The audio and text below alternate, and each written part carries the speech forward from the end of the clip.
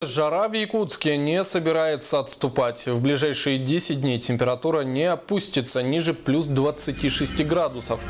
Завтра в центральной группе районов наступит один из самых жарких дней недели. Ожидается, что столбик термометра остановится на отметке плюс 34 градуса. Затем со среды по пятницу будет небольшое снижение, плюс 26-28 градусов. Однако в выходные температура вновь поднимется до 30 градусов тепла. В воскресенье ожидается пик жары, плюс 35 градусов. Дождь вероятен только послезавтра утром. Ну, какой-то кратковременный. Все, в остальной период без осадков. Так что погодные условия благоприятны для сенокоса. Да. У нас очень хорошо сейчас растет картофель, зерновые, все прекрасно, потому что почва достаточно влажная. А вот сейчас вот установившаяся жаркая погода в июле, она, в принципе, очень благоприятна для всех сельскохозяйственных культур.